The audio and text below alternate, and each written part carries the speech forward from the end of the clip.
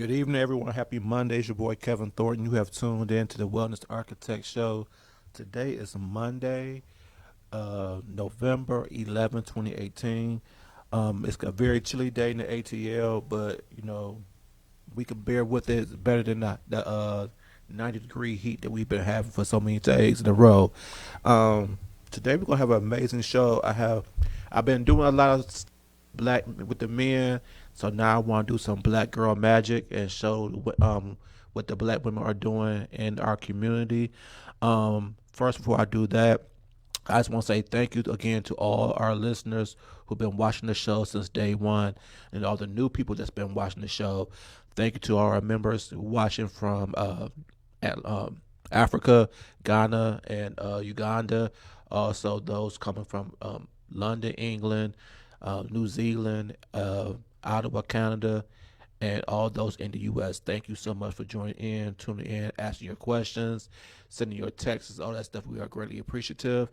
We have we're working on getting our new people for January. So if those of you who have some ideas of people who we might want to be good for our show, please reach out to me or Lotus, and we will try to get them on the show because we're gonna end it very well with some great shows. Especially the men's roundtable on December 16th, and also the Minister of Wellness will be on December 2nd. So without further ado, I want to introduce my co-host, Miss Lotus Rashay. How are you doing, ma'am? Hey Kevin, how are you? I'm great. I And am I great. see we have is that Deja Jones right Uh, there? Hey Deja, Hey, hi. good to see you. Welcome. It's good to see you always. Thank you. Thank you for having me. Thank you guys for having me. you welcome. So what's going on, Kev? Not much, ma'am. Just making life happen. I need to call you this week. What's a good time to call you? Anytime you call is good. I don't care what I'm doing. If I'm eating, if I'm sleeping, if I'm dreaming, I will wake up and apologize and still take your call. I appreciate that. So I'm gonna call you this week. I want to talk about the tour for sure and everything Awesome. and everything else that y'all was talking about last week. So I'm trying to plan things for the end of the year and also 2020. So I want to have a conversation with you. So Okay. with that being said, I want to throw it to you. I want you to give us a morning motivation, and also I want you to introduce our esteemed guest. All right. Fantastic. Hello, everybody. Thank you for joining us. I saw Larry. I saw Quanasia, our folks out of North Carolina, Newark, New Jersey, and all over the place. Thank you for joining us. Our topic of the day, our inspiration to the nation, is this: self talk. Now, some of you might be saying self talk. What is self talk? Hmm. Self talk is basically what you say to yourself throughout the day and basically throughout your life. So, my question to you is, why is self talk important? Ask yourself that. And then I'm going to tell you why. I looked at Healthline, and Healthline gave me a great thing to share with you as to why self talk is good and understanding self talk. So let's talk about understanding self talk. It said to take a minute and think about what you said to yourself today. Uh, was it critical or was it kind and helpful? How did you feel after you engaged in this inner discussion with yourself? See, your thoughts are the source of your emotions and your mood.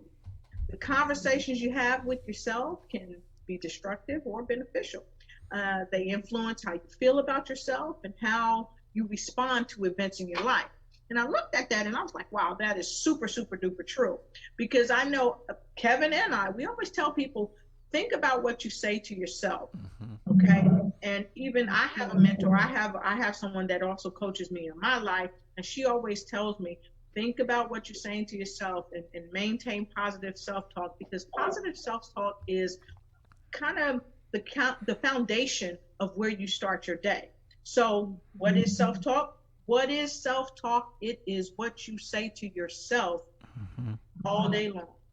Sometimes when people get on your ever loving nerves and you start talking to yourself and you say, I'm gonna get up and I'm gonna choke that person, pump your brakes. If you start talking to yourself in a loving way, Hmm. okay, this person is aggravating me, but you know what? I am awesome. I am powerful. I am wonderful. I am empowered. I am inspired. I am motivated. I am healthy. I am wealthy. I am wise. Those things begin to generate just a positive feeling within yourself. And when that happens, guess what? You're able to deal with the situation differently. Now, sometimes we make mistakes and we do things that we don't appreciate that we've done. And then we start doing a lot of criticizing. And I read an article in Psychology Today. It talked about silencing your inner critic. So, what I want to say about silencing your inner critic is this: it said, being tough on yourself is especially difficult when you've done something that you don't think you should have done. It's kind of difficult because you're darning yourself to death, but at the same time you're trying to push your positive energy up forward so that you can overcome it.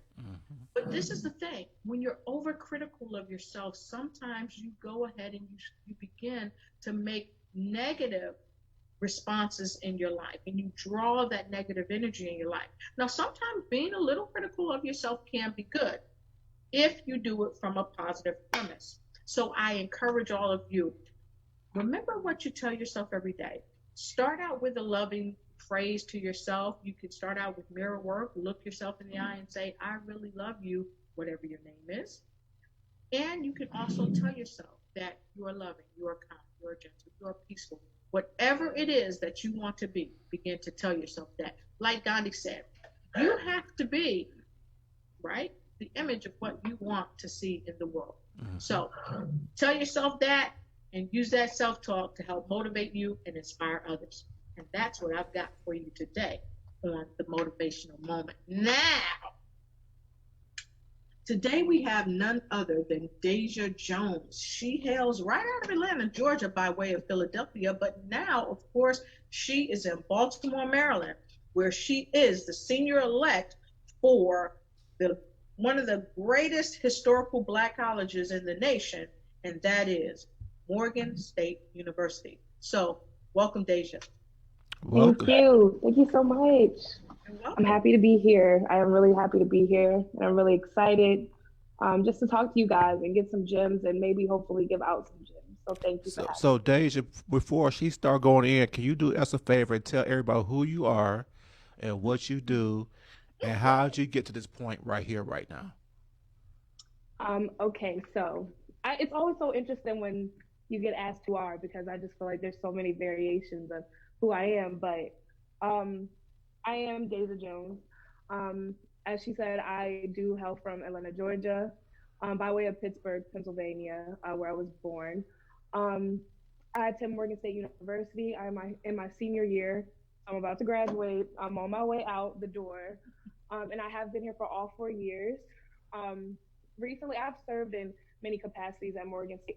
I believe in being a community servant. So when I got to Morgan State, I didn't. I expounded on that. And most recently, I got elected as Miss Senior. And at HBCUs, we have royal courts.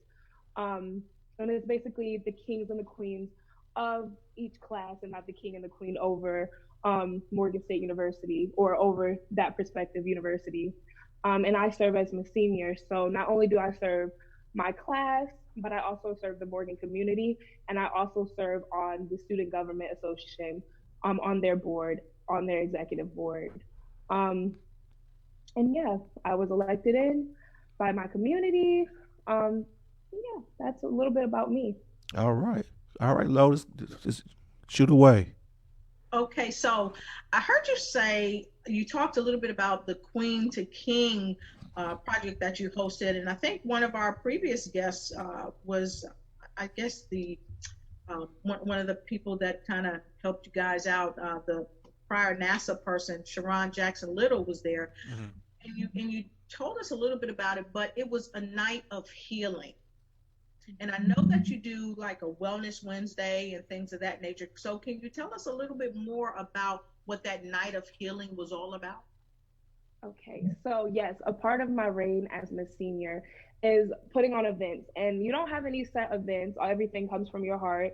You curate all of them. And within my reign, I think that it was very important for me to give Morgan students an outlet to speak freely. So my reign and the events that I do reflect just that. As far as the Queen to King event, it was basically a discussion between men and women. And I have to thank Miss Sharon Jackson Little because she came in and not only did she help mediate it, but she left a lot of gems and a lot of things in our heart. So I just have to thank her if she's watching. She's amazing. But during the discussion, it was broken up into two different parts. So for 30 minutes, women sat in the middle of the circle and there was a series of questions and the women got to answer those questions from their perspective and the men could not talk. The men in the room could not talk. And then for the next 30 minutes, the men got that same privilege. They answered a series of questions that were similar to what the women had answered previously, and the women could not talk. And the point of the discussion was to not only give people an avenue to speak freely, but um, it was also for two genders to understand the perspective of what it means to live inside of that skin every day. And so many discussions were had. We talked about the vulnerability aspect of being a male and not feeling like you have that space. We talked about the uncomfortability of being a woman and feeling like you're always a target, you know. And at the end, we all just came together in a group discussion, and it was basically just a night of understanding who we are so that we navigate the world better. And that event happened last Monday. And then each month, I do it once a month, but now I'm about to do it once every 2 weeks. I do Wellness Wednesday.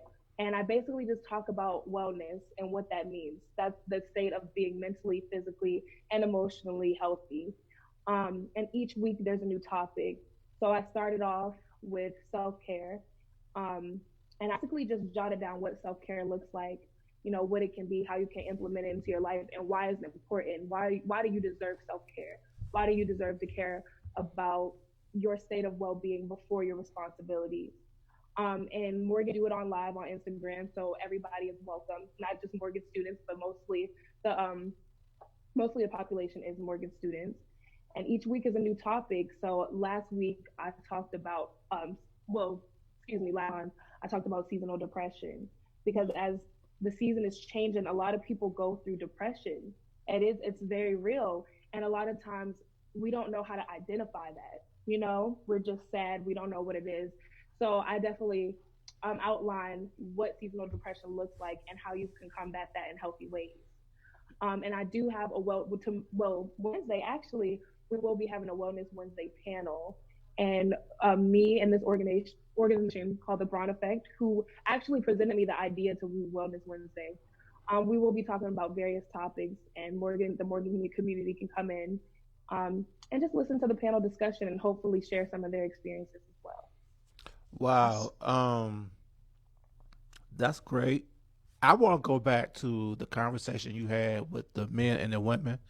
I thought that was amazing, especially the fact that you gave each gender, was it 30 minutes, and to 30 minutes, yes. and they talked. But also it allowed to each gender to speak freely, but also it forced the other gender to listen, to understand, and not to respond. Because a lot of times when we have those two gender conversations, um, I'm not gonna say both genders tend to want to listen to respond because we all get into the defensive mode of the conversation, and we want to prove ourselves, being prove the other person wrong. But in this situation, you force them to listen to understand, so then therefore the women could get an understanding what the men go through and how the men feel, and be more a little bit more sympathetic, empathetic, and not trying to be too quick to try to win the argument. And the same for the men. So I really appreciate that one. Thank you. Thank you. You're exactly right. It was really hard because of course, I was a part of the discussion. I was not only mediated, and as well as Miss Sharon Jackson Little, we were both in a discussion. And when the men were speaking, there were times where I almost wanted to jump out of my seat. And and most of the time, to me, it was to prove when we were speaking about vulnerability, I wanted to be like, you can be vulnerable. You know what I mean? But I had to sit back and I had to just listen. And really humbled a lot of us in the room because very few times do we listen to understand. A lot of times we listen to respond, Uh huh. and that was completely not the case. And afterwards, like the people who attended, I got so messages, so many DMs. It was just like, thank you. thank you, because if it had not been for that event, I wouldn't have got to be vulnerable in that capacity. So So, I got one more question regarding that. So what was the men's, if you can remember, what was some of the men's statements when it came down to vulnerability and how they felt about it, or could they even feel capable to be vulnerable? um, the question of vulnerability was derivative of a question about sexuality. Mm-hmm. Um, and it was, let me try to remember. The question was, do you feel comfortable exploring your sexuality? Um, and a lot of the men in the room just kind of recounted the times that they were trying to, not even trying to navigate their sexuality, but just navigate their emotions. They were turned down and their sexuality was questioned. It's like, oh, you're crying. Oh, you must be gay. You know what I mean? And that's a bigger discussion on how we regard other communities that aren't just straight, and black and white. Um, but a lot of men just feel like they don't have the space Mm-hmm. they just feel like I have to be on my P's and Q's because I need to give all that emotional and vulnerability to women, you know? Mm-hmm. And it's completely not that case. In that we talk about toxic masculinity, and in that's where that toxic masculinity stems from, Mm-hmm. because it's just a lot of pent up emotions that don't really have a name to it. And they definitely just express how frustrated they with that, and how growing up and becoming a man, they've learned to combat that with just saying how they feel. Um, so I definitely got to see two sides of the spectrum, because it's like this is what I learned in my house, but this is what I'm learning as a transformative male, that I'm okay being sad, I'm okay being happy, I'm okay being depressed, I'm okay being anxious, and I can seek help too, and I can be vulnerable, and I can speak about it as well. I like that. Lotus, you got anything for? Well, I definitely like the fact that you are working diligently to open the platform so people can talk about where they are when it does come to sexuality and being able to be vulnerable, because I think that's a big thing that we talk about oftentimes on this show, but it's oftentimes not talked about on a massive level. And I say that because a lot of times people are still stuck in the dark ages by what I hear them say, men don't cry. And it saddens me because we are trying to get spiritual beings having a human experience to stay in this human experience of sadness, depression, not feeling worthy, or whatever it may be. We're trying to get them to stay in that moment and deal with it Mm-hmm. without expressing, this is how I'm really feeling as a man. This is how I'm feeling as a young adult. This is how I'm feeling as a young boy. And it be okay Mm-hmm. for society to embrace them and say, guess what? Because we understand the dynamics of what it is to be human, what it is to have feelings, what it is to be emotionally intelligent. Because we understand that, we embrace you and we're not going to belittle you for being in touch with who you are. And a lot of times people say, oh, you have to be in touch with your feminine side. Well, I think it goes a little further than that. It goes to the fact that you have to be in touch with who you are as an individual and as a spiritual being, have this human experience, because whether we realize it or accept it or not, we are all interconnected. We are connected to everything, Right. and everything is connected to us. So how is it that a dog can cry and show sadness, but a man uh, cannot, Mm-hmm. a young boy cannot? So I love the fact that you opened the platform up for your participants to just say, okay, we're not judging you, just be who you are. So what sparked you to be able to do that? Because I know that that had to present some challenges to even get people involved. Hmm. I I always say I am my brother and my sister's keeper. I'm the oldest of five. I have one brother, and we're in a single household. So my mother is she's the head of the household, and we've always had that maternal figure. And with my brother, it's being constantly around this feminine whatever femininity is, because it's infinite. So it's kind of hard to tag on to what, feminine energy is, but he was always around it. And I think my brother, he fluctuated with who he was. He's like, unfortunately, his father passed and he didn't have that male figure in his life. So I think that I always just think about how I want my to express himself. Like I get a little emotional because the love is real. But I express to my brother that you can be sad, you can be anxious, you can cry with me. Like I'm constantly begging for him to how he feels so that it's not pent up and it's not rerouted in the wrong way. And so the way that I regard men is kind of a direct reflection of how I regard my brother. And being around these Morgan men, like they've talked to me, we've had the asides, and I'm like, wow, like people need to hear this. People need to hear how y'all rationalize things.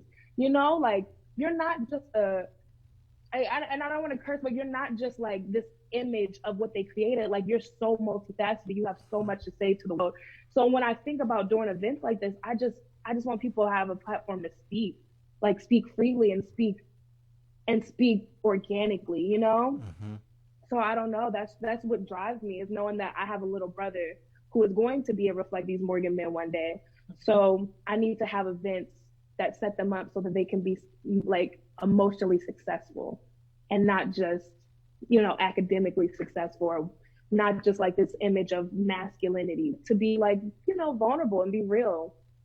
I So think that's that's awesome. And it goes back to something that Kevin talks about all the time when he says being your authentic self.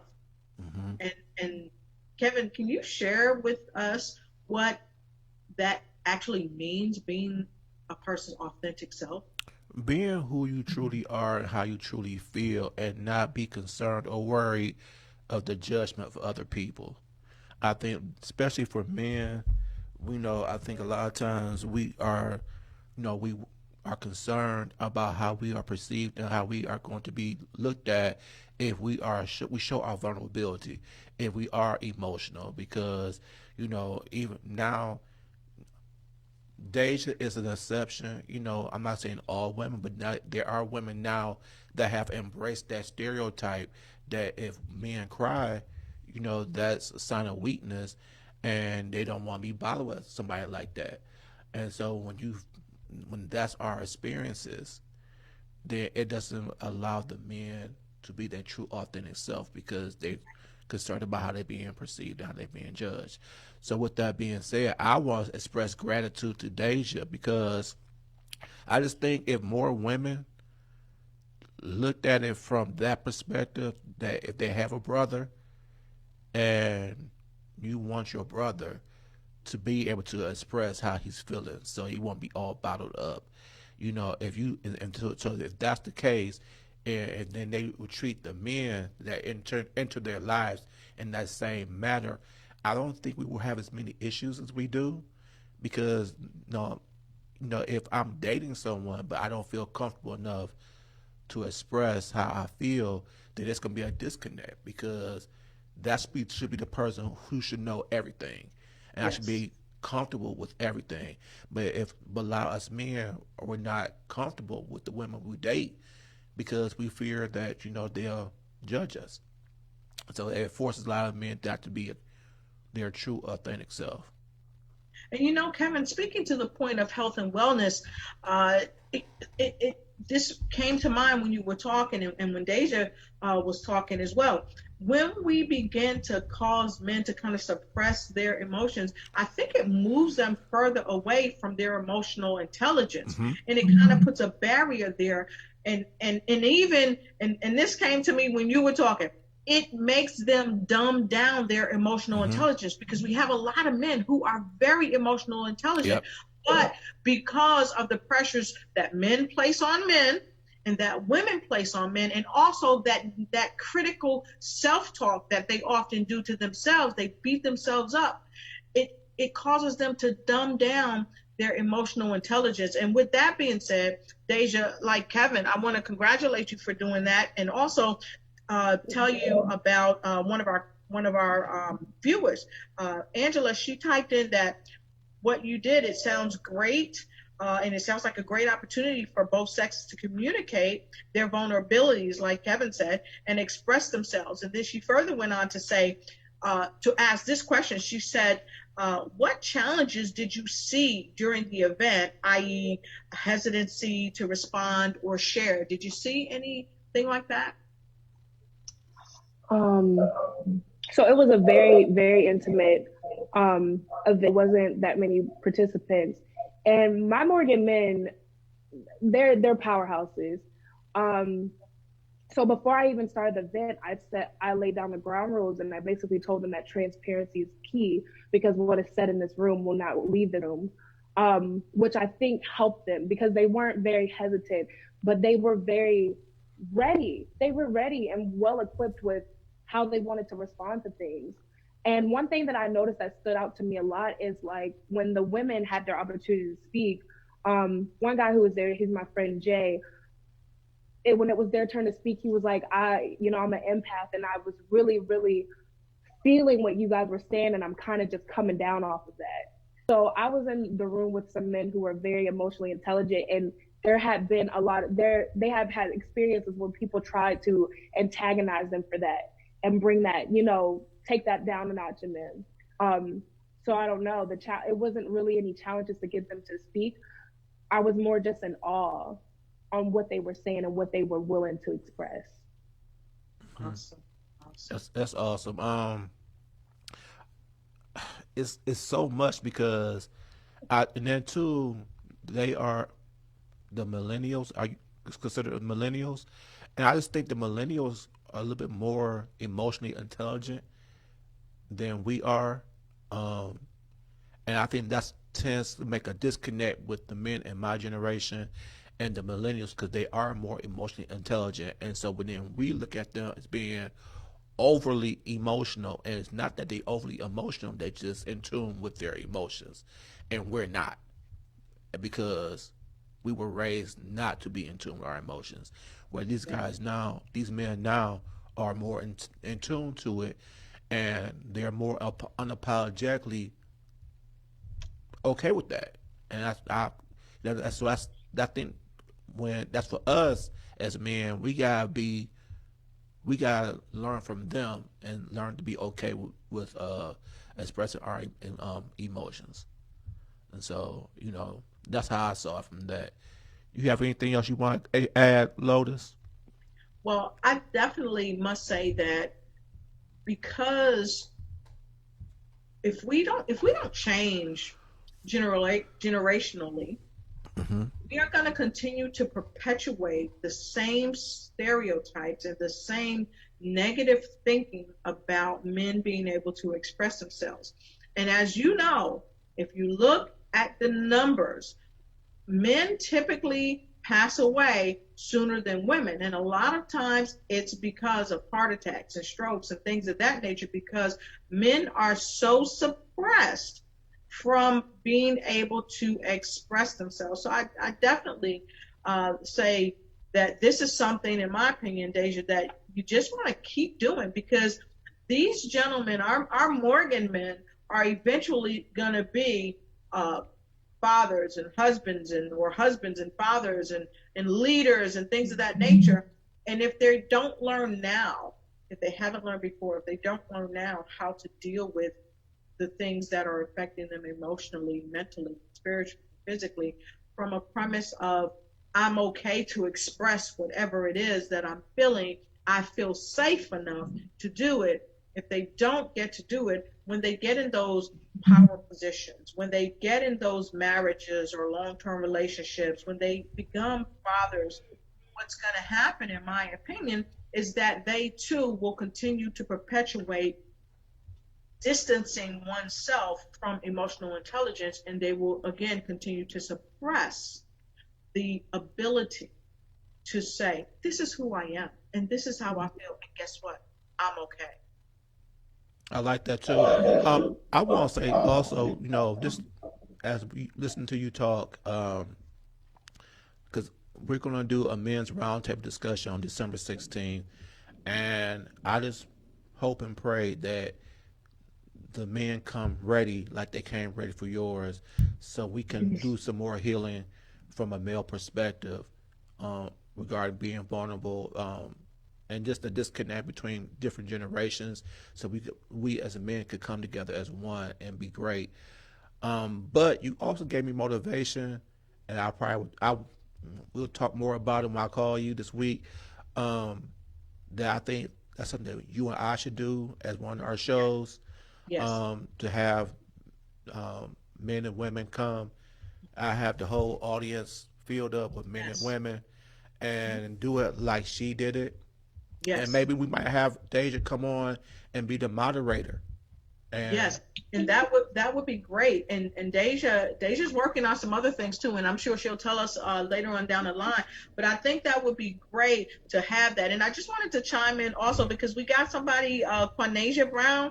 She just chimed in and she said that she feels that Deja doing this with young people at the college level is great because a lot of times we are taught so many things that are just not right.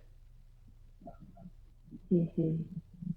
so, And we got one question, another question.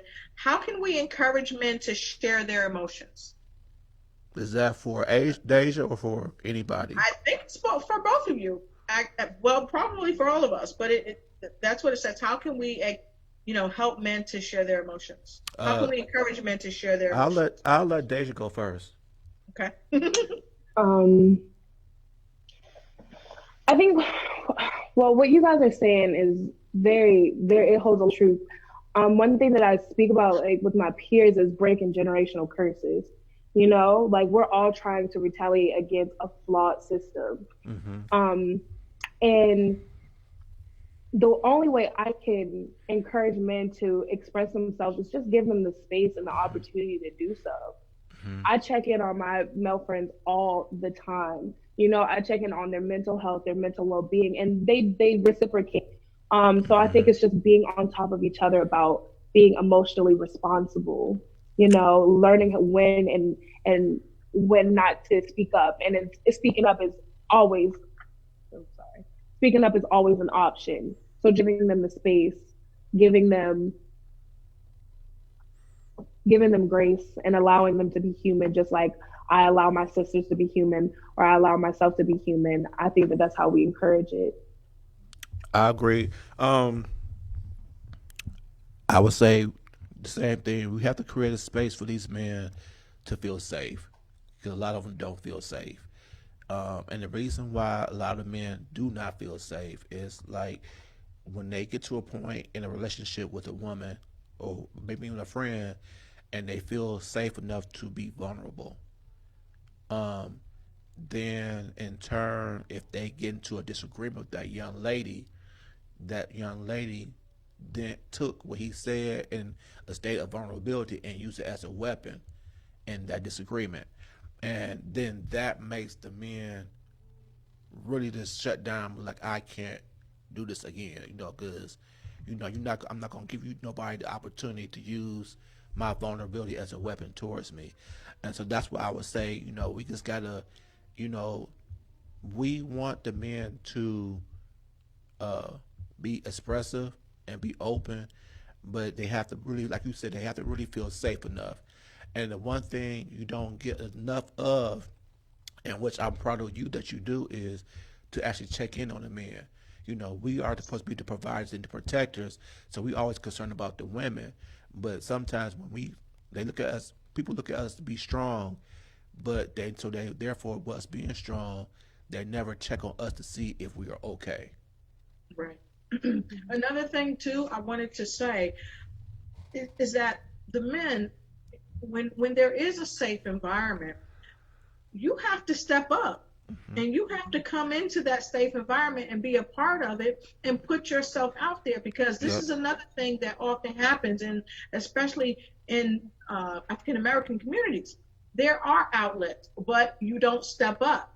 When someone puts on a program, you're nowhere to be found. Hmm. So that's another thing. And that, call it devil's advocate or whatever, Right. but the facts are the facts. So we have to make sure to tell our men folk, you got to step up. Because when people host something to help empower you and help empower the community so we can understand each other from not just a physical premise, you know, but from an emotional premise, Mm-hmm. then you got to step up and be a part of it because you can't say, oh, this doesn't happen for me. Well, it doesn't happen for you because you're not putting yourself in the environment to allow yourself to be there. And then you got this shield up where you won't let it down so you can be vulnerable, so you can purge some of those hurts and some of those pains and some of those things where Mm-hmm. you're saying, I can't get ahead. No, you can't get ahead because you're not putting yourself in a position so that you can draw that to you. So I just wanted to throw that out there because I agree. I want people to know that we're looking at things from both sides of the coin. Right. We're not going to coddle anybody, and we're going to encourage you to step up to the plate so you can be the best version of yourself. Right. And that what you say is Um, absolutely true. Um, I that just wanted to add, if I can, uh-huh. I think it's very important, and I am so glad you said that. I think it's important for men who have that vulnerability to hold their male friends accountable as well. I Yes. really do. You have to encourage your brothers to get to where you are emotionally. Mm-hmm. But yes, like you said, it's something that has to be all of us are working together, or it's never going to work. Right. So thank you for saying And, that. and, Right. and, And and it goes back. Go ahead. as a life coach, and I'm really passionate about black men. That's the thing that I've really been trying to get them to do is try to create spaces to where they can feel vulnerable. One of the things I think, I ain't gonna say I think, I know some of the statements they have made, the fear of allowing themselves to allow their heart to break. Yes. Because a lot of these men are broken, they have heart, their heart is broken, and they fear if they allow themselves to let their heart break, they wouldn't know how to put their heart back together. And so therefore they don't allow.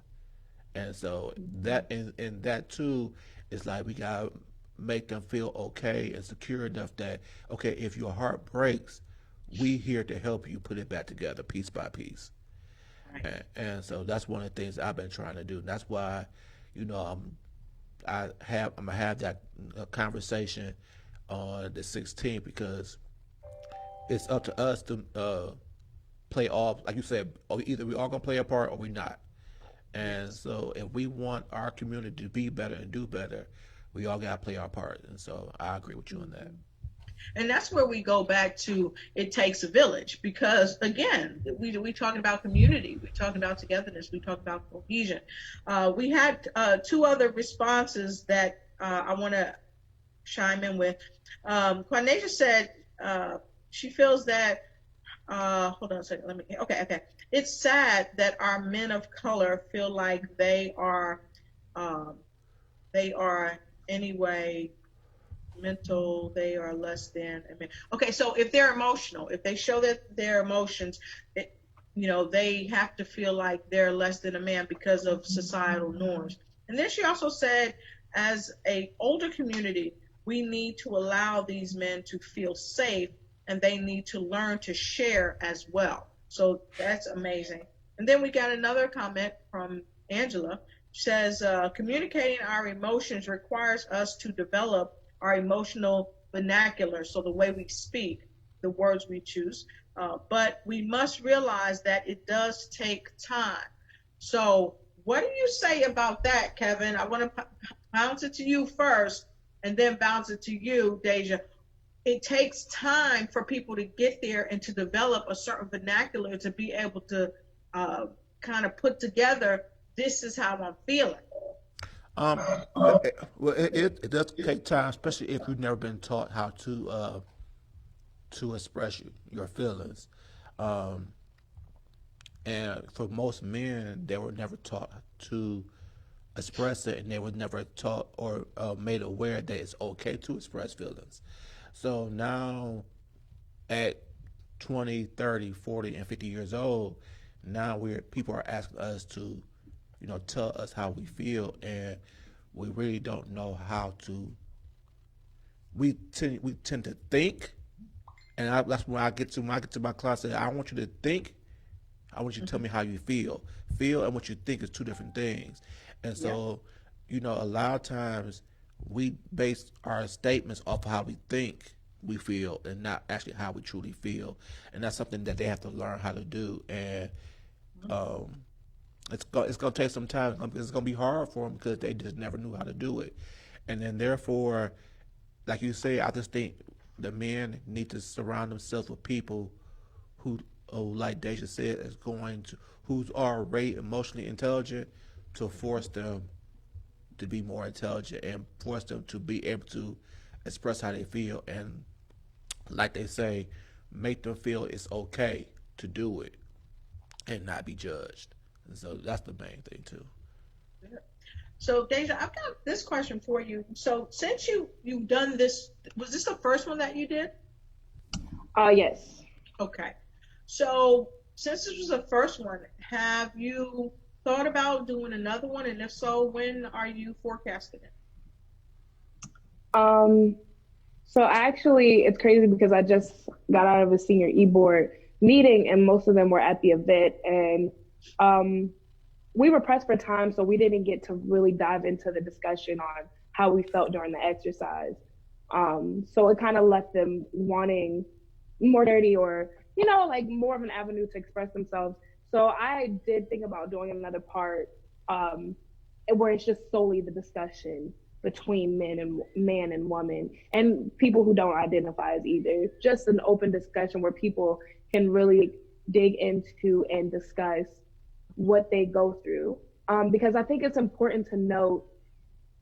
You guys talk about time. It's like I'm 21 years old. You know what I mean? At this point, I don't feel like I'm teaching vulnerability because a lot of times I don't even know how to be vulnerable. I Right. feel Mm-hmm. like we're all in this learning space and we're all trying to figure out how to navigate our emotional selves, our mental selves, our physical selves. Um, so I definitely want to have another event because this discussion has to go on because there has to be a resolution. Um, and I forecast that probably at the beginning of next semester, January. Um, and also, I'm working with you, Ms. Rich, on bringing a wellness program to all schools, especially in Maryland. So during those times, I feel like these discussions are going to come up, and it's going to give college students an avenue to freely. All right. Fantastic. I'm gonna take some water, folks. Say again. So so thank you for that. And yes, we are working on cultivating something right now where we're working on a wellness program for the Baltimore and surrounding area. So thanks for putting that out there. And Kevin, you got a yes, Kevin. And because these men are broken, it affects every relationship that they become a part of. Mm-hmm. But we are only focusing on the male, but we have some females that are in the same position. How do we deal with that? Good question, and I agree. That's an excellent question out of Newark, New Jersey. Hmm. I agree. The women, I just, we focus on the male because I think a lot of times they are the hardest ones to get to be more emotional.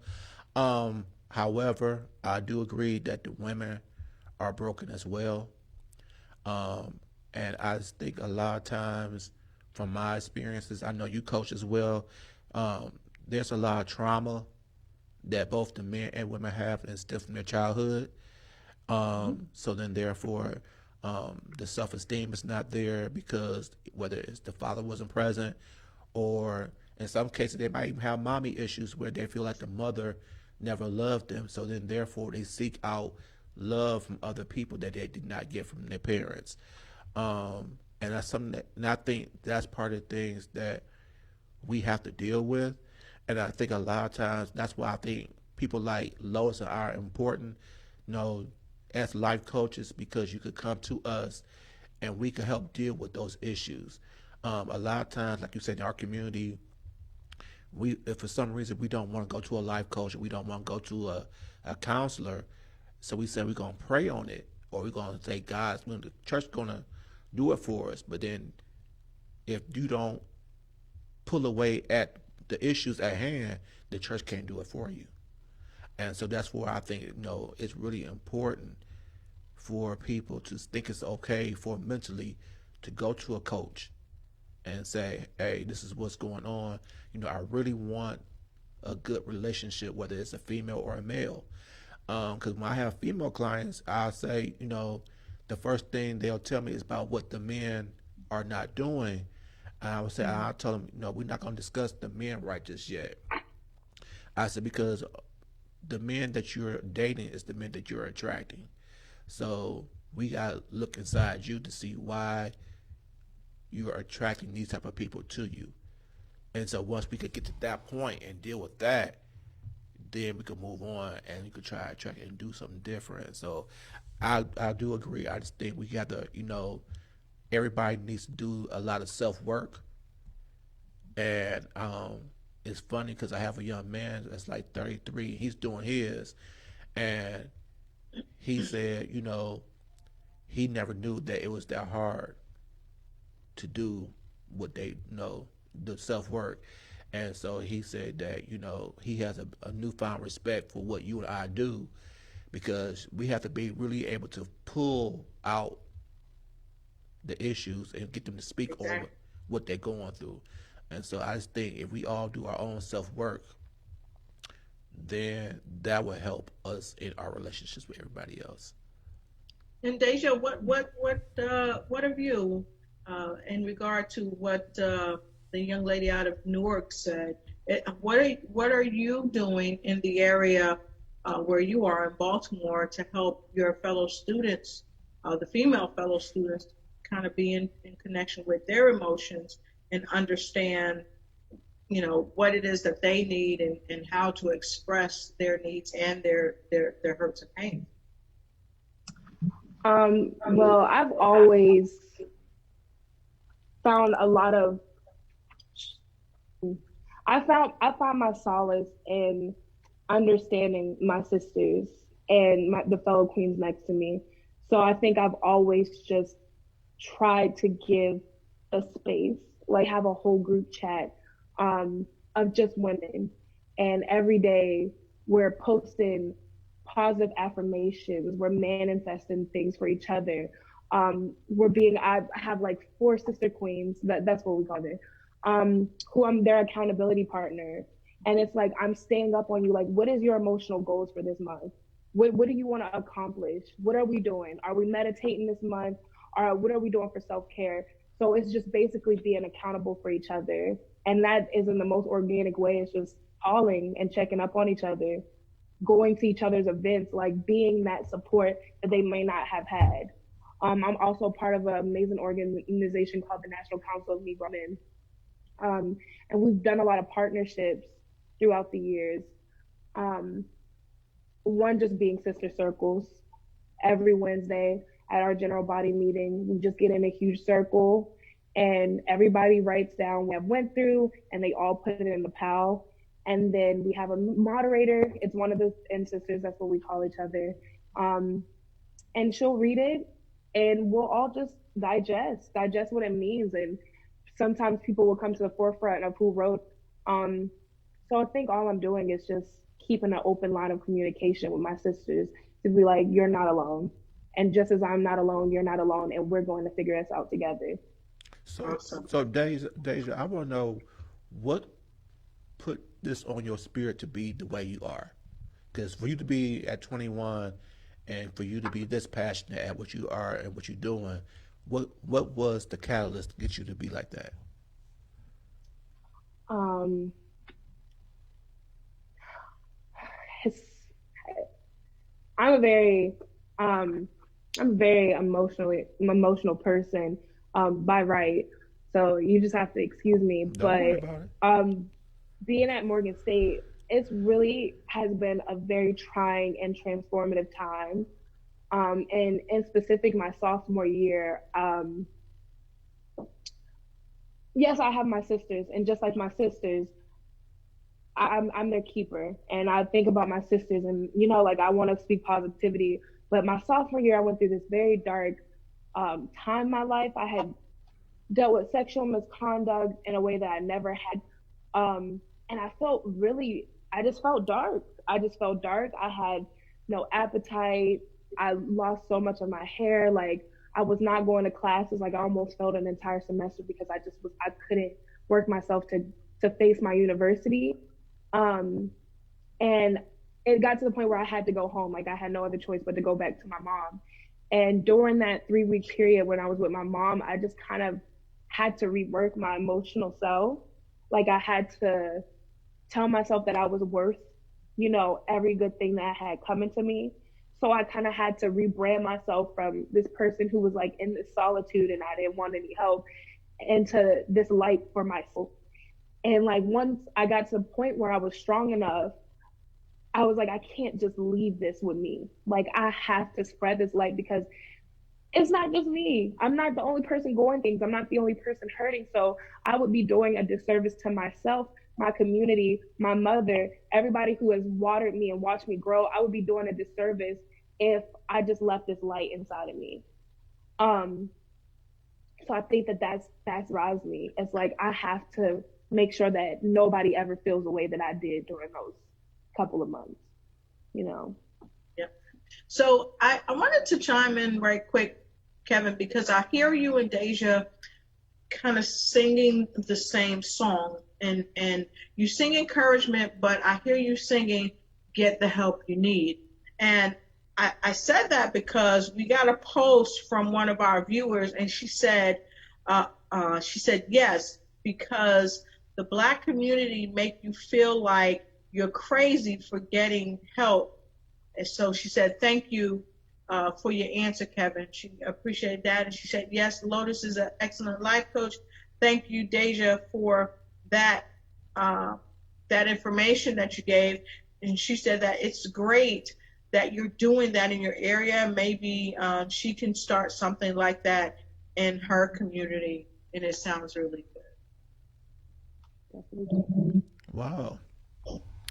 That's I just got a lot I'm thinking about because I do plan on going to the Baltimore area, to do a spin Yes. class, and so I would love um to for a lot of the Morgan people to come and take my spin class, and hopefully I could get Lotus to come up that way, and then if we do not if when this happens, maybe we could sit down somewhere and have another conversation.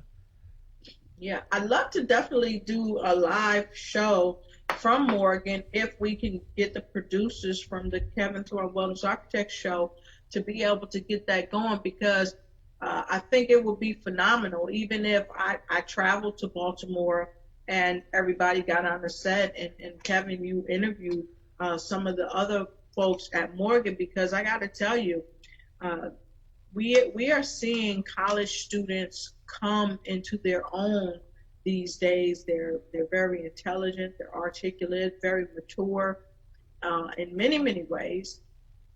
But again, having the support that they need, having the outlets that they need, is something that again the community is going to have to step up and help them, and encourage them to make sure they do that, because it is a great part of healthcare, like Deja said. It is a part of taking care of oneself. So I would definitely be looking. I'm looking forward to it. I think that's something that we should do. What are your thoughts on that, Deja? I would love that. I would love that a lot. The Morgan community, there's so much story, so much trauma. And at times it's really daunting to think about the things that we went through at such young ages. And I think that what we need the most is just that support from those who have been where we are and who have made it through what they went through at our ages. So for you guys to just come and be that reflection, be that like glimmer of hope, it would just do a lot for the community. And that's what we're big on, is making sure that we're great first. Well, And this is a call to action right now for anyone out there. If you are a Morgan alumnus and you are interested in helping uh, the current students and other alumni step into the best version of themselves, and you want to be a part of this, don't hesitate. Reach out to us. Come join us when we go up to Morgan, because this is going to help set the stage for a lot of people to become the best self that they can possibly be. And it takes everybody to be a part of it and to help push them along and encourage them. So if we got any Morgan folks out there, doesn't matter if you're going to Morgan now or an alumnus, we want your help. We need your help. So, Deja, what do you have going on next in your life?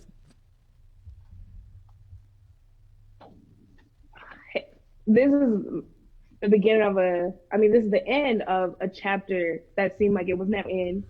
So I think that right now I'm just trying to manifest a career after college.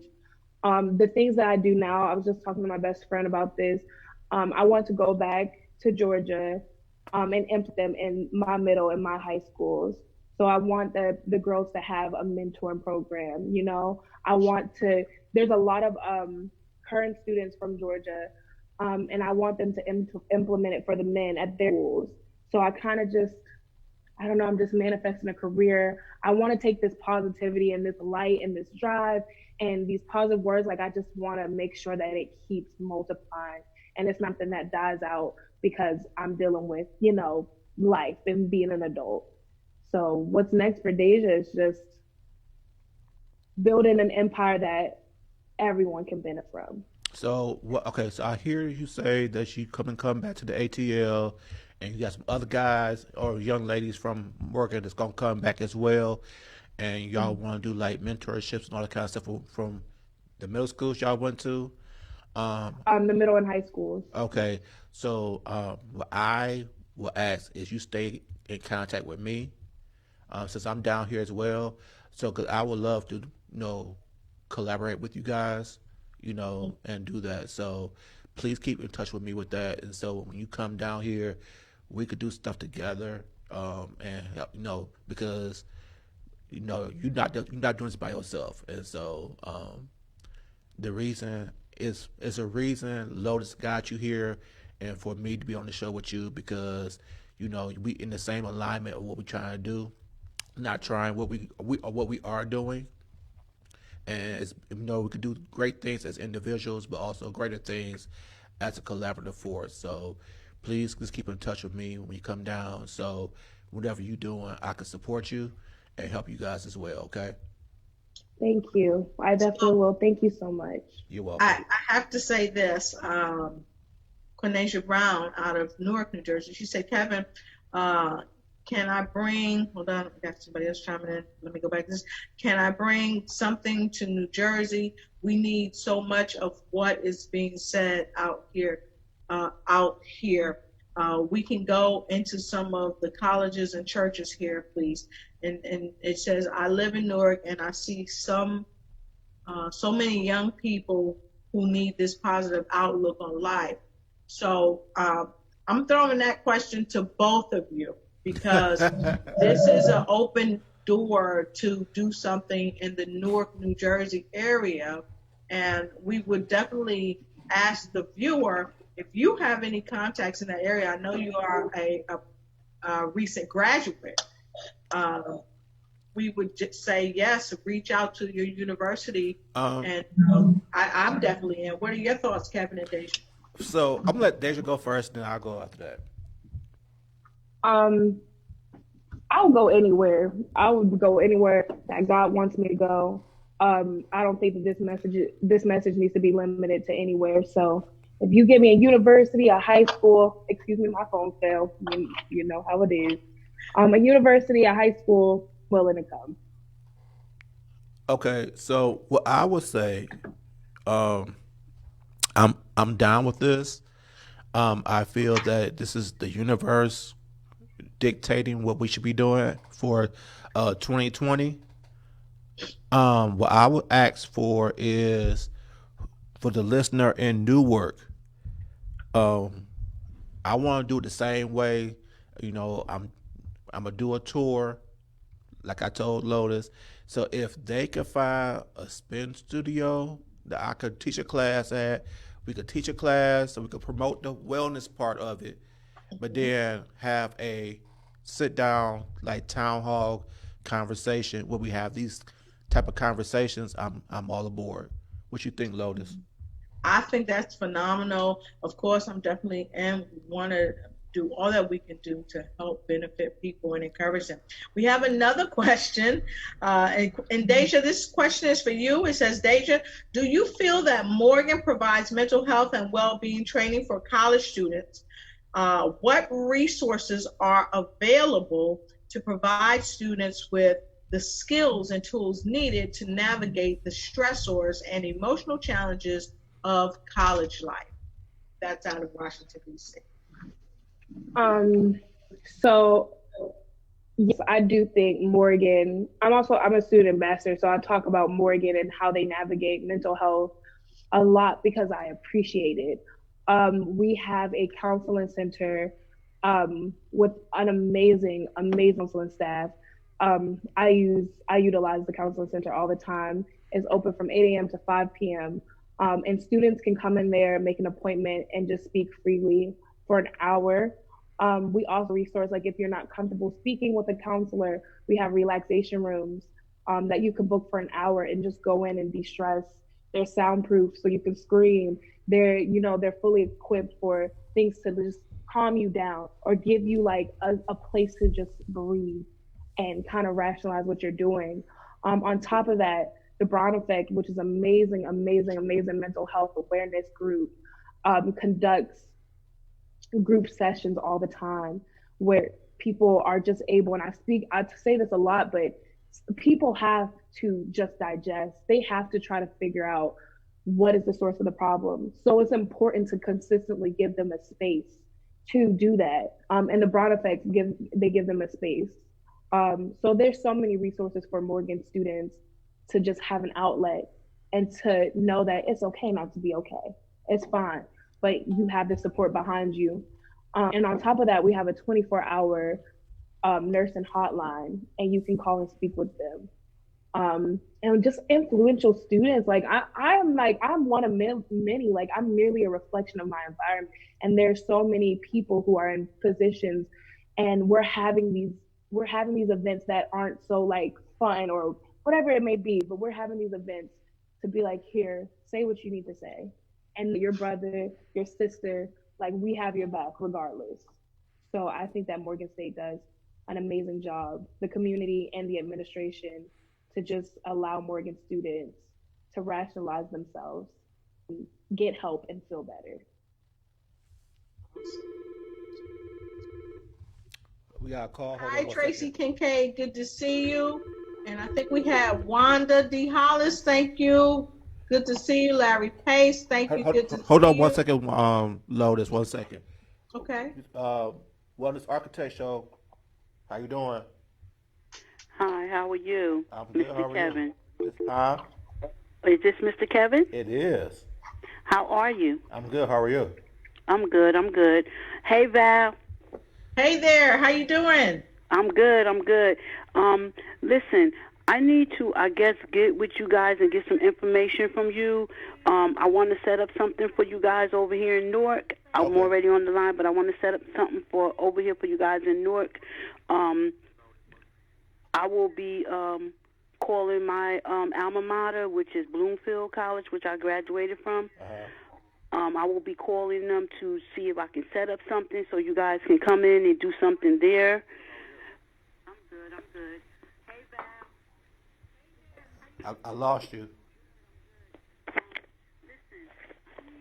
Can you hear me? Now I hear you. Okay. I don't know why. Can you hear me now? I can. Now I can. I don't know why. Okay, we can hear you now. Okay. Um, like I said, I'm going to be calling Bloomfield, which is my alma mater. I want to set up something for you guys to come to the New Jersey area, so I'm just going to need you guys' information so when I call the college, I can give them information and see what dates that they'll have available in 2020. Okay. Just reach out to just inbox both of us, and we'll send you our information, and we're glad to help out the best we can.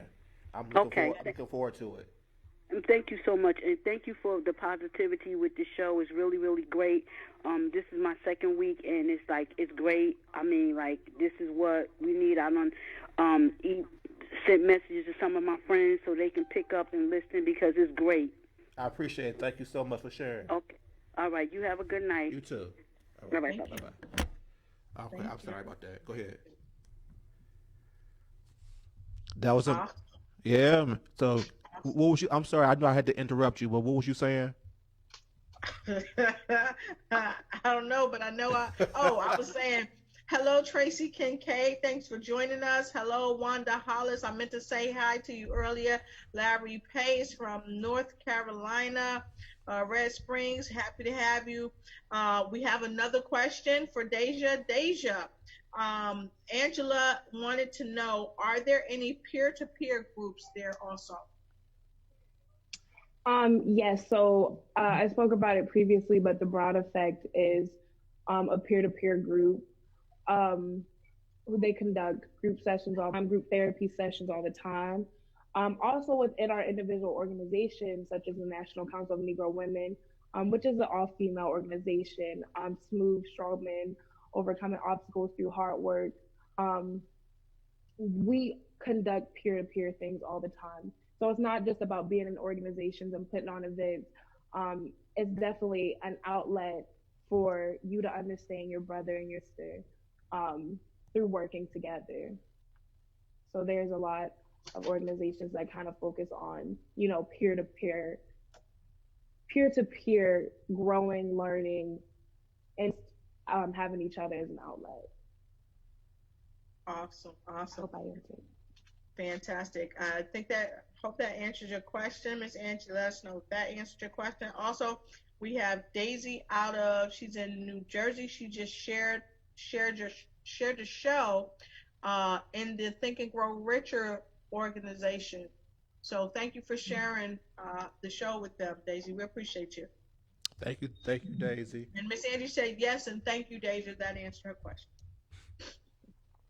So, I like to ask my listeners, especially now that you're 21 and you're about to graduate soon, if you have no limits, if you have no limits, what would you see yourself doing?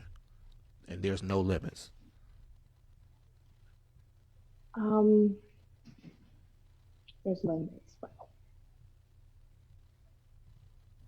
I just see myself speaking at high schools and colleges, and giving these tips on understanding yourself. But I don't want to do it without like you said, no limits, no bounds. Like I want to take this everywhere because a little country girl from Georgia, I feel like I can reach out and be reflective of a lot of people. So I just see myself speaking, doing seminars on how to care about your well-being. You know what I mean? And how to also leave when you have a broken heart. Like I'm not for one to pretend that I'm all okay and I'm completely solidified who I am. Like I go through depression, I suffer from anxiety. There's so many times that I'm giving up on myself, but I know that with support we can overcome all odds. And I just want that to be a message that is spread throughout everything, and especially to little girls and boys who look like me, because we are derivative of being silenced, our emotions being silenced, and not being able to navigate ourselves in the way that other cultures get to navigate themselves. So I just want to be that reflection. Like we're gonna be okay. We're gonna be okay. And if nobody else tells you that we're gonna be okay, and if you don't have support from anybody else, Deja Jones is here for you, and we're gonna figure it out. I love it. I love it. Los, you have anything to share? I'm just very thankful to our folks. Hillary Gooden, thank you so much for watching. I'm just so thankful for our folks that's chiming in because it further signifies that Deja, what you have done and what you are doing, there is a need and there is uh, a support for it, and to just have you continue to move forward and do what you're doing because it's unequivocal that when we as children grow up a certain way, if we don't shake off those thoughts and beliefs and behaviors, we carry those things into adulthood. And like Quanasia said, we carry those things into relationships. And Mm-hmm. that's why so many times our relationships, either in our personal relationships, our love relationships, and even our relationships at work, don't often work out because we get locked into these ways of being that we can't shake off because a lot of times we don't have the platform to come forward and say, this is what I'm dealing with. Hey, I need help. And also, like Quanasia said earlier, a lot of times when people go after the help, they're ostracized. Mm-hmm. So again, I would say continue to do what you're doing, and thank you for everybody for chiming in. And I just wanted to ask any of our listeners out there, have you experienced where you have a young male or female that has had trouble expressing their feelings and that it's kept them back? What did you do to help that person? And what would you recommend for other people to do to help people as they go and grow? And I'll pose that question to you as well, Deja. What would you what can you share on that?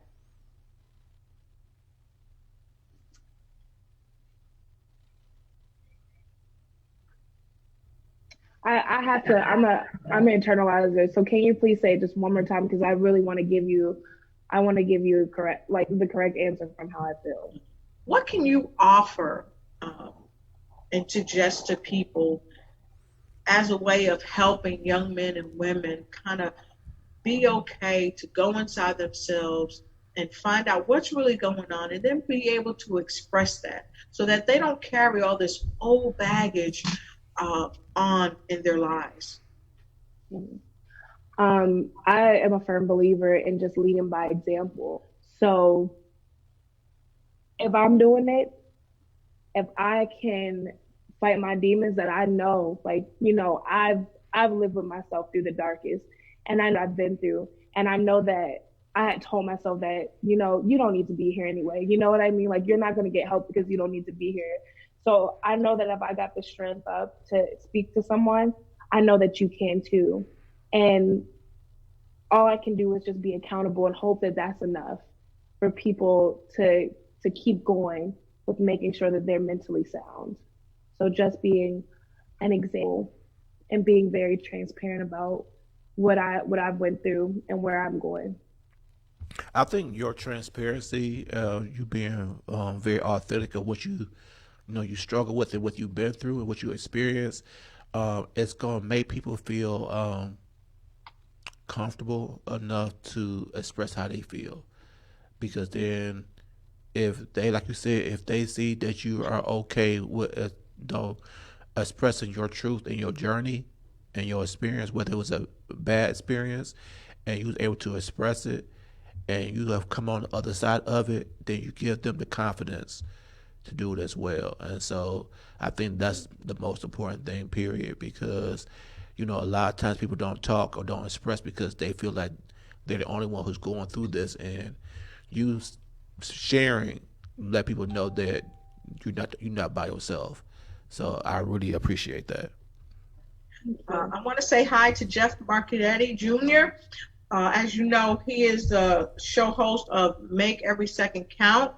And I thought it was ironic that while you were talking, Deja, he came on because that is unequivocal that we have to make every second count. And everything that you are doing is making it count for people who may otherwise not be heard or otherwise not really check inside themselves and really see what's going on so they can deal with whatever emotions, thoughts that they're having. That was powerful. So I have a question for you, Deja. What do you think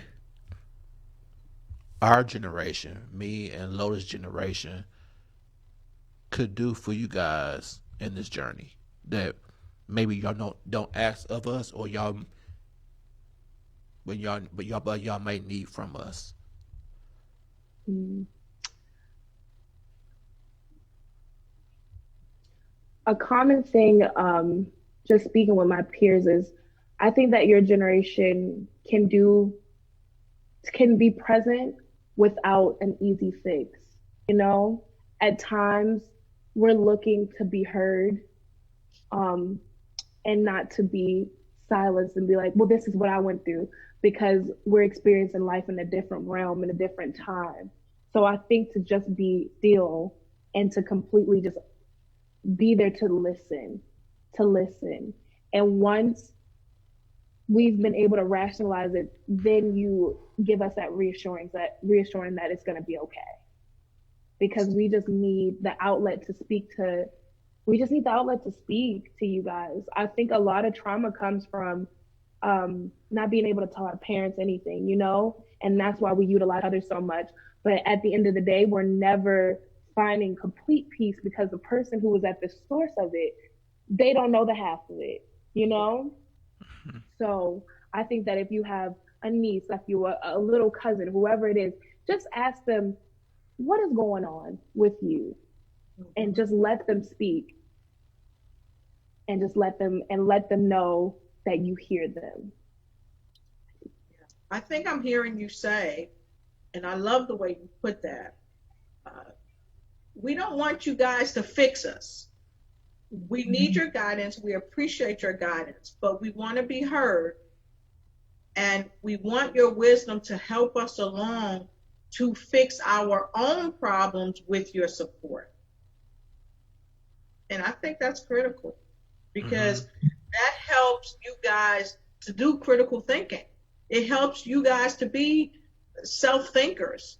And that's what we need. We need more young men and young women that can think for themselves and really move into action instead of being manipulated, if you will, or being puppetized, where we're telling you guys this is what you should do, you must do this, and then you guys are doing it against your own free will, rather than using your creative juices and using the wisdom that we have to help support you to move into your brilliance. So that's very profound, and I'm happy you were able to get that out. Thank you for giving me the space to say that. Thank you. No problem. I think um, I figured that was something that you were going to say. The reason why I said that is because I've have some people that's in your age range, and that's one of the things that they say a lot is that they feel like they're not being heard. So I try to do my best just to listen, like you said, just listen, and then let them say what they have to say, and then from there I'll ask them, "What do you need from me?" Yeah. And Quanasia said, I feel like Lotus said at the start of the program, self-talk is so very important. Once we can see the best in ourselves, then I feel that we can better deal with life on life's terms. Uh, Heads the older community, hence the older community, we should learn to listen more and be open. I agree. Instead, listen and stop. Instead of always trying to fix it. We can't always fix it. They just want to be heard, and I just think that's across the board. Sometimes, even in relationships, I think people just want to be heard, and so instead of us trying to um, over talk each other, I just think we need to learn how to be present and just listen to understand and not to respond. That's my favorite term. Everybody knows it because I don't think we do a good job in doing that. And so we need to be more active listeners and and give people the space to listen and know that we're gonna be active listening, understanding what they're going through, and then from there, ask them what do they need from us, and then if they just need us just to be there, we just do that. If they want our opinion, we give that, but don't just offer it. Let them talk first, and then ask what's the next step? What do you need for us? That's how I see it. But this has been an amazing conversation, ma'am. First of all, I'm truly honored that I have met you. Truly honored to know that someone of your caliber is doing such amazing things in the community of your school at Morgan State. It just makes me feel proud as a man that and that people in your generation and a woman like yourself are doing such amazing things and being very selfless. You you care about other people so much that you want them to be the best version of themselves. So you creating spaces for them to learn how to be self care, how to be able to be vulnerable and have the space of being vulnerable and not being judged. And so with that, I just want to give you kudos, my respect, Thank you. my gratitude because we need more people like you. So Thank you so much. Thank you. you so That welcome. means the world. I just all I ever wanted was support, and being that for people has given me a lot of release. So I have to thank you guys because you guys pioneer a way for people like me to feel like what I'm doing is okay. So thank you for inviting me. Thank you guys for allowing me to be so open. And I just really appreciate this opportunity. I do. Man, I appreciate that because I just think um it was a conversation that needed to be had. Um and I just think because if we just sit back and actually listen, because when I can see you have a lot, you're emotional, so you got a lot that you want to express, and I just think if we just give people the chance to express it, you know, it'll it will heal them one, but they'll also it create change for other people as well. So it's truly been my pleasure. It's been my pleasure to have met you. I'm grateful to Lotus for bringing you to my attention. And I hope that we can stay connected. So when you come back to the ATL, you know that you're not alone, that I'm going to help you in this journey. And we can do things together to be a positive influence in our community. And I definitely would love to be able to chime in or have you on the show to kind of talk about your Wellness Wednesday so that people at Morgan and also in the Baltimore area and in other locations can also see what the Wellness Wednesday is like and how it can help other people to be well in their body, in their mind, in their soul, and in the way that they communicate.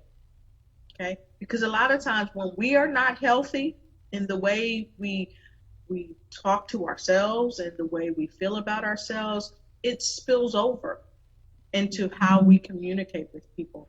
So I would love to definitely have you back and talk about the Wellness Wednesday. And of course, you and I, we've talked about it. I'll be traveling up to Baltimore periodically to help you with the Wellness Wednesday. I'm really looking forward to it.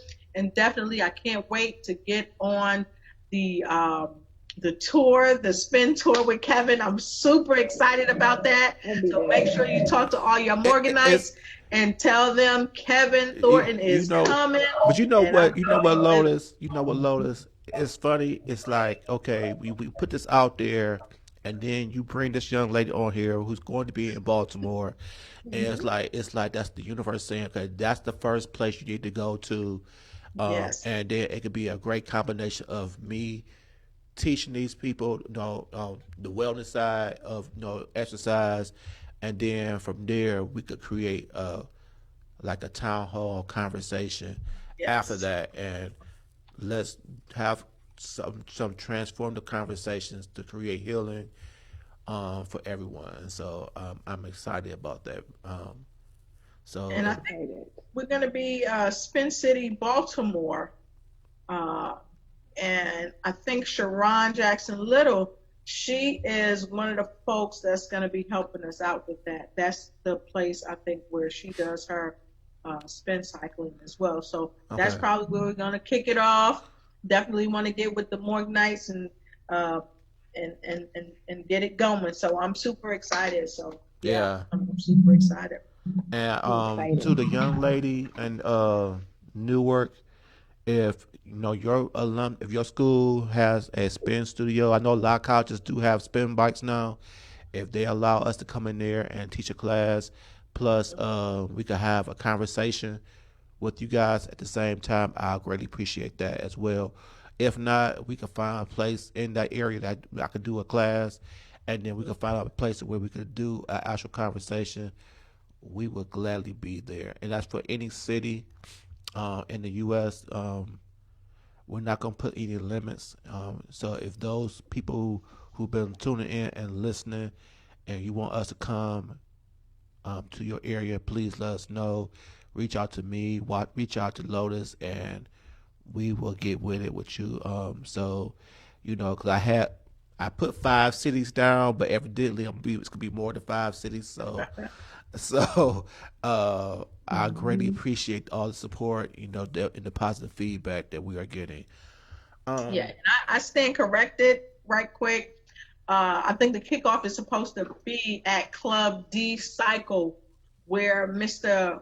Will Matthews, uh, he is, I believe he's the owner and he is the trainer there. And that's where we are more than likely going to kick off things right there.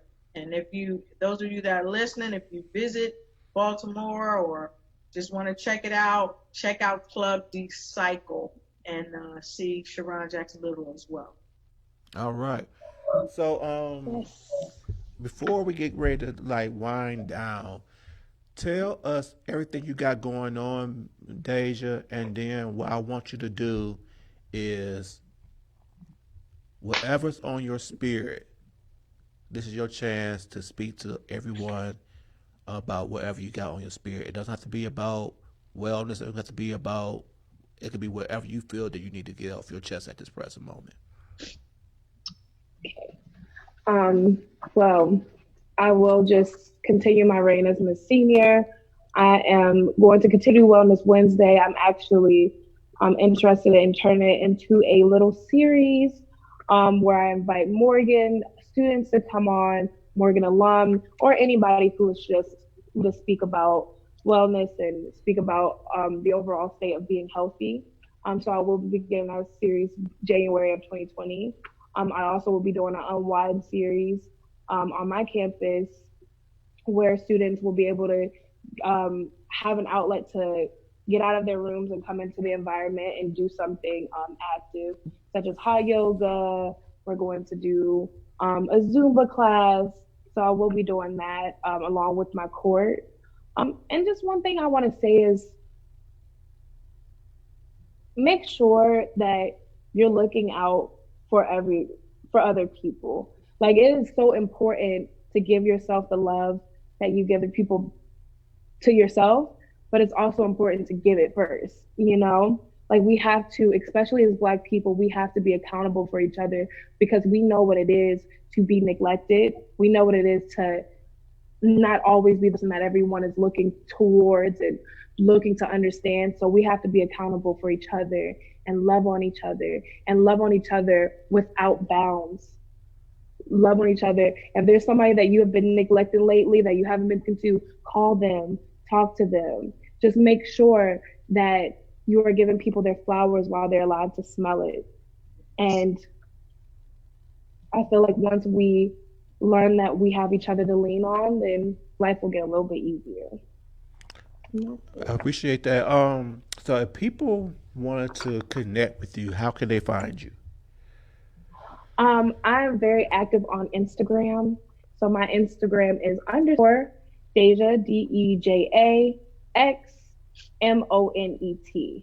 My name is Deja Monet Jones. So my at name is underscore Deja X Monet. You can follow me on Facebook.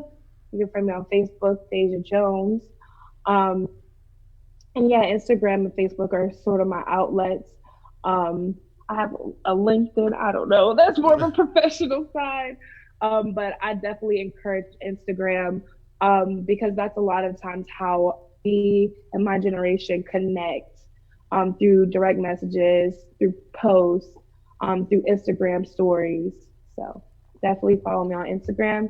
And I am so open to anything, any venture. Like I'm just willing and ready. So yeah, Okay, I'm gonna follow reach me out to too. you too because I have a couple of questions I want to ask because do well I can ask you on the air. Does Morgan State have spin bikes? No, we don't. We don't. Okay. We don't. We Okay. don't have a facility that has spin bikes, but I know that there's something that we could do if we have enough time to prepare. Okay. We gonna reach out to that, and we're gonna try to figure that out. So, because I would love to experience the whole Morgan University experience when I come to that area. So let's the three of us try to figure that out. All right, Lotus. Yes. What's your parting words? My parting thoughts are, if you want to reach me, you can reach me at Lotus Roche Ignites Life Coaching and Consulting. You can reach me on Facebook. You can reach me on Twitter. You can reach me on Instagram. You can reach me on YouTube. But you can reach me right here every Monday from 7 p.m. to 9 p.m. Eastern Standard Time. You can also call me at 1-800-593-9733. Again, that's 1-800-593-9733. And I want to leave you with this. Since I talked about self-talk, I want to read something to you, which is called the Declaration of Self-Acceptance. And of course, Kevin sent this out earlier today, and it's by Mary Ann Williamson. And it says, I will not judge myself or degrade myself. I will not blame myself for mistakes that I made, but atone and have mercy on myself as I know God has mercy upon me. I will not compare myself to others, for I know God made me who I am for his purpose. I will not put myself down, for in doing so, I put down God's creation. I know that as I am kinder to myself, I will have more capacity for kindness to others, and they in turn will be kinder to me. I will be easier on myself than I have tended to be. For no one knows more than I do the pain that I have been through. I realize that to love myself is to love as God loves, for he loves the world, and that includes me. So love yourself and always use positive self. Thank you. Thank Um, you. for me, you can reach me at Kevin Thornton on Facebook. Also, the Wellness Architect on my Facebook business page. On Instagram, it's going to be at the Wellness Architect, and on Twitter, it's Mr. Kevin Thornton. Please reach out to me if you have any questions. If you want to know anything more about health coaching or life coaching, send me a message and I'll gladly get back with you. Um, I'm working on some great things for 2020. We are going to be in discussion this week about what we're going to do for 2020 as a show, but also evidently the universe is pushing us to do a movement to different cities. So we're going to talk about that as well for ourselves, and also as we prepare to go to Africa in 2020 as well. So Yes. yeah, it's an exciting time for the Wellness Architect Show and also Lotus Roche. Um, so I'm greatly appreciative of that. I want to give a shout out to my mentor, coach, uh, Robert Pruitt, who's out of the DMV area as well. He's getting ready to go on a little mini tour himself, and he's going to come to the ATL. So I'm trying to find a venue for him. And when he come to the venue, then I will be the guest speaker to introduce him to that. So I'm greatly appreciative of this opportunity that's come along with me. And what I would say is everything's a journey. And, I think a lot of times we get so scared, get so frustrated because the journey is not going as fast as we want it to be. And it's not about what we want to be, is how God wanted for us. And during the journey it's gonna be some experiences that we need to achieve or experience that's gonna make us better and stronger as we get to a higher level in our journey to where we're going to be, our ultimate greatness. And we need these pitfalls and valleys and all the other kind of things to make us stronger, spiritually, mentally, and physically stronger. Because as we accomplish more, we're gonna need that spiritual and that mental strength. And you get that by going through the peaks and valleys in the journey. And so, when you each day you ask yourself, what am I supposed to learn today? If you go through a hard time at this present moment, your question should be asking God is, what's my lesson for this? So then, therefore, you can learn the lesson, get stronger from that, and grow from it. So, with that being said, first of all, once again, I am truly grateful to Miss Deja Jones. You have really uh, opened my heart today with your authenticity, um, with you being free to express how you feel. I hear you that we as a generation need to be more willing to listen. So I was fully open and ready to listen to your whole journey, and so it just made me more inspired to do more than what I'm already doing. So I want you to know that you have affected me, and so I'm truly grateful to you. With that being said, I want everybody to be great. I want them to be authentic, and I want you to be unapologetically you on purpose. Thank you so much, and we are out. Peace. Thank you. Thank you, Deja. Thank Thanks, you. Deja. Thanks, Kev. Thank you, Thank lovely. you.